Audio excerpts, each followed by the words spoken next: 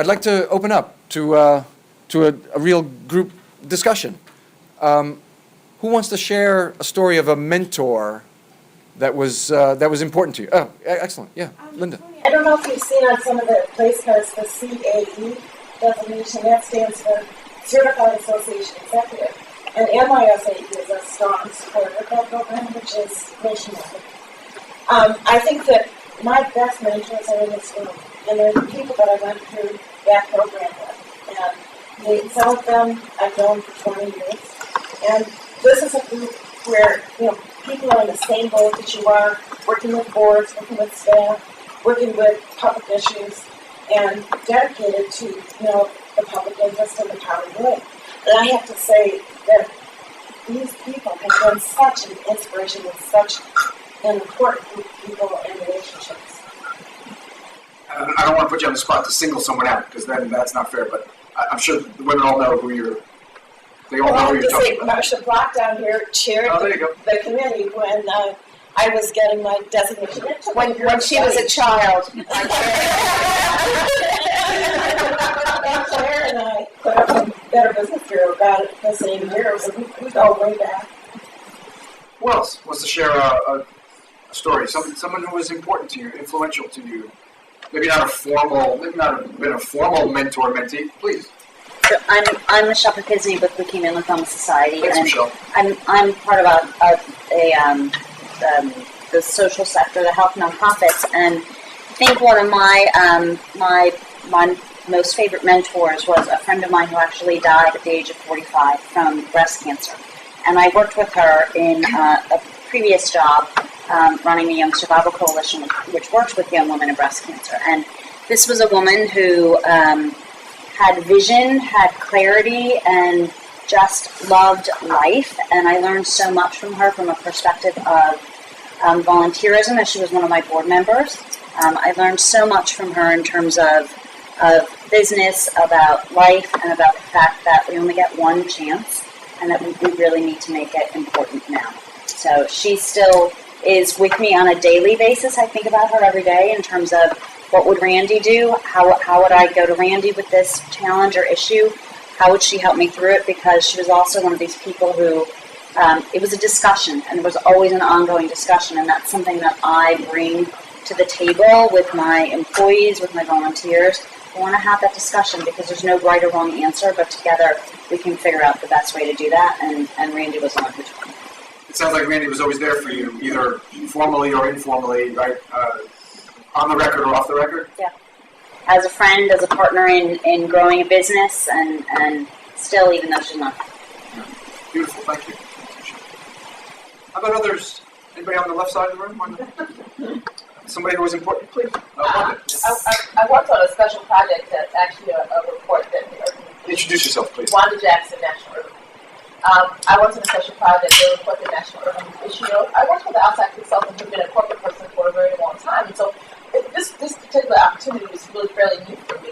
And he was really great at kind of coaching me and counseling me on sort of some of the things that we needed to do, some of the things to expect because the report was very successful, whether there would be interviews or panels or other things that I would be invited to because I was the person who worked on the project. And he was just very generous, sort of with his thoughts about what was going to happen next, what to expect, and certainly sounding board to kind of know how to respond. Sometimes it wasn't a formal mentor, like there are lots of programs where someone else's mentor, but it's just sort of a relationship that you kind of develop with somebody because you seem to have some sort of kinship, and they're just willing to kind of be generous with their time and their thoughts, just trying to help you go in the right direction and help you be successful. And that's really important. So whether it's an organization like this or whether it's something that you happen to work on outside, those are the people that kind of help you shape your life. Why do you make a really excellent point about us having to be open to these kinds of relationships? You just never know who the next person is going to be that can, help in a small way, help in a really long-term, valuable way, the way Wanda and Michelle are talking about. We just have to be open to these, and they're not, as you said, Wanda, they're not always formal. It's not always this person is assigned to you. A lot of times, right, people just come into our lives, and I think we need to be open to the possibilities. Holly. Good morning, Helen Koenig, Vice President of Helen Company. You're listening to Maria talk about her mom, and I've heard her talk about her mom before. It reminds me when I grew up in the early 60s. I know, I don't want that. In the early 60s, when all my friends' moms were home, you know, and she was having, and I was having dinner with my babysitter. My mom was always working, and I wasn't a very well child. I had a lot of health issues growing up. And I always thought that when I got older, my life would be a little limited with what I could do with my career. My mom used to always say to me, Holly, when somebody tells you that you can't do something, you just keep going at it, and you just keep going at it.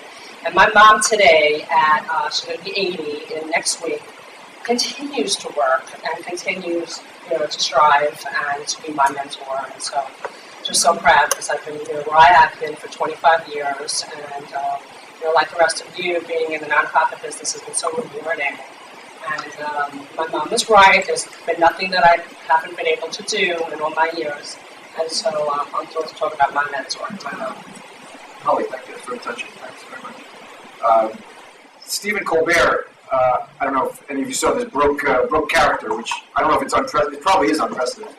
Broke his character on the show for the first 4 minutes. I think it was this 2 days ago, Wednesday, to pay tribute to his mom, who had just died.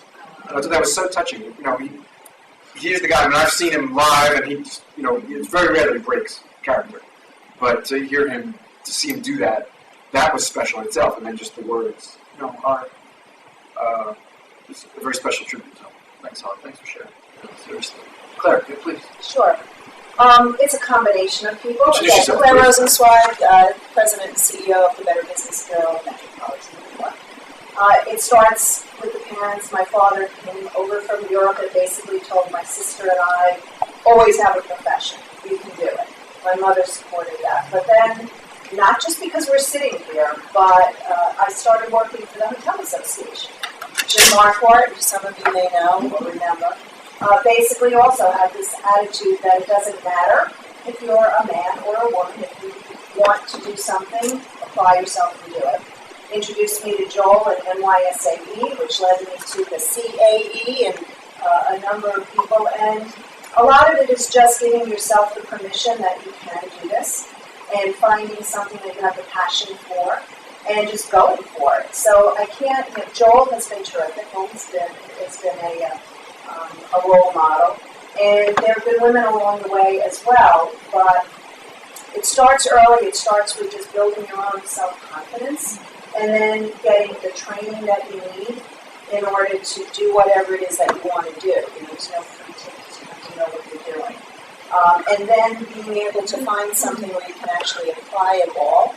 And that's what I found with the Better Business Bureau, because it puts everything together for me in a wonderful package that not only works in the C6 and the C3 side, but also allows me to kind of put everything together that I've learned from all the different people I've met in order to help people and get things done and make a change in the community.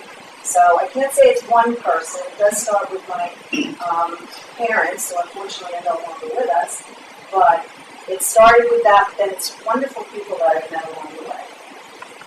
You mentioned self-confidence, and I think that's at the foundation of. Do you want to say more about?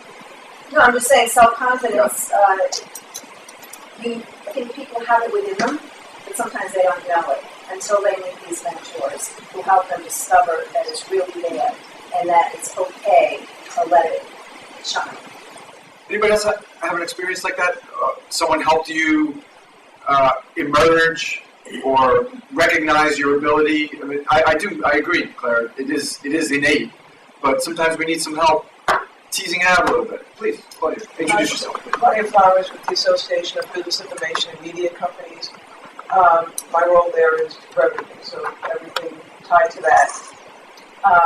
I've spent most of my career in the for-profit area, many years in this building, working in McGraw Hill, and primarily in the finance and operating roles. And at one point in my career, looking for that next opportunity in the for-profit area, I went back to this association that McGraw Hill was very active in and still is, just trying to figure out my next steps. And the CEO at that point saw in me something that I didn't see. And he had said to me, come and join me and help me recruit membership and help me build out the whole revenue model because of my connections in the industry from the for-profit world.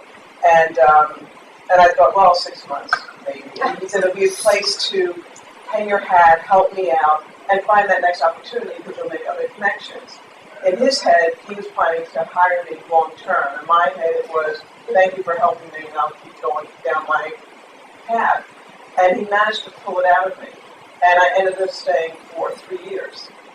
And not only driving membership, but running the professional development group and running trade missions and doing things that I had no clue I could do. But he did. And so what that taught me is to your point, Claire, is like listen to others, that they see things that you don't see because you're too close to it, and let it happen. You know, what's the worst that can happen? It doesn't work out, so you do something else. So I think I also agree that it's a combination of experiences and starting with your parents and working up. But that led me into this world. And now I've started with, so now where do I go? Where do I take this now? So maybe my life now is with non-for-profits. And how do I build and grow in that environment and help do that? And I left the association and was recruited back 2 years ago, because of a lot of changes in the work I did. And so here I am again. So I thought, all right, I think I'm here to stay for a while. And I've now joined this group, which I've been the last 2 months, which has been really helpful. And in fact, I just got some good networking this morning. Somebody, whose name I won't mention, was talking to me some of the changes that are going on here. And she said, well, what about you? Why wouldn't you be able to do this particular role? And it's got me thinking about, I'm not putting myself forward. I'm leaning back and waiting for somebody to recognize it, and I need to have that discussion. So you never know where you're going to get that little knowledge that gets the wheels turning and moves you into a direction that not only benefits you, but everybody else around. When the universe starts to move you in a direction, it's hard to fight off. It's not worth doing. Stop fighting it. There was someone else who wanted to share. Okay, let's start, please. Oh, sure. I'm Jeanette Redmond. I'm the Executive Director of the Federal Bar Council, which is an association of lawyers and judges. And I grew up in Spanish Harlem in the projects with no father, and most families around me were in the same situation. And so we had very few role models. My mom was a stay-at-home mom, and my mother had a sister whose husband also was not around, and they combined the household. So we had 2 women. My mom stayed home, 7 children altogether, and my aunt went out to work, and I didn't know what she did, but I wanted to do that. She got to dress up, and I thought she was a secretary. It turned out she was a typist or something. But it took me a very long time to realize that there were other things that I could even aspire to do. So my goal, my biggest goal in life, was like shooting for the stars. If I could be secretary, that would be like wow. And so I did. I went to high school, took those courses, and I became a secretary. And I thought that was it. That was the maximum goal in life. I could die and know that I got the star. So other people through my career kept telling me, you can do more. We want to promote you. And I was terrified because I was sure they were idiots. I could be a secretary and I had maxed out. So it took me a very long time. At age 37, while I was working for the an attorney at the Metropolitan Transportation Authority, at age 37, I finally realized, you know what? They're right. I'm that smart and I can do it. I went to law school. Actually, I had to first go to college. So I went to college and I went to law school all at night. Went for 10 years. And at age 41, became a lawyer. So, some of us are thicker. Thank you. Thanks for sharing. There's someone else. Yes, Linda Firm. I'm president of Firm Strategies, and I work as a consulting group with nonprofit CEOs and their boards. And I'd like to cite 2 instances, probably as a 5th grader, the first association I ever worked for, without realizing it, was a group of girls in my 5th grade class, and we called each other the Five Friends Club. And we used to get together and we would talk about what we were going to be when we grew up. And we saw each other through 5th grade, 6th grade, adolescence, applying to colleges, and then starting out on our own. And to this day, we still keep in touch. And those are the girls. We were all in the same position. We had no idea what was our path ahead of us. But we saw something in each other, and we just kind of shored each other up through all the stages of life that we grew up with as girls. And the second thing I'd like to cite is that I think the thing I love about working with nonprofits is that nonprofits are examples and mentors in and of themselves to their communities that they serve, to their members, to their volunteers. And sometimes we forget that the associations that we work with and what they do to achieve their mission is an outreach, a form of outreach and advancement and mentoring to the communities around us. And one group that I'm working with right now is in the Rockaways Artist Alliance. And these are people who lost their homes in the Breezy Point fires, who lost their homes, period. The organization lost its office, and yet this organization is still going. They're rebuilding together. They're fulfilling their mission of creating arts programs for children. And it's another example of how nonprofits are mentors the communities we're part of.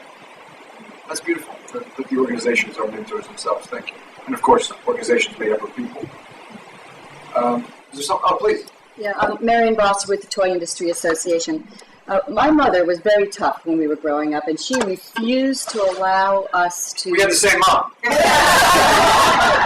we were not allowed to rest on the laurels of any academic achievements, and she was famous for her line saying, well, at the time, that and 50 cents will get you a cup of coffee.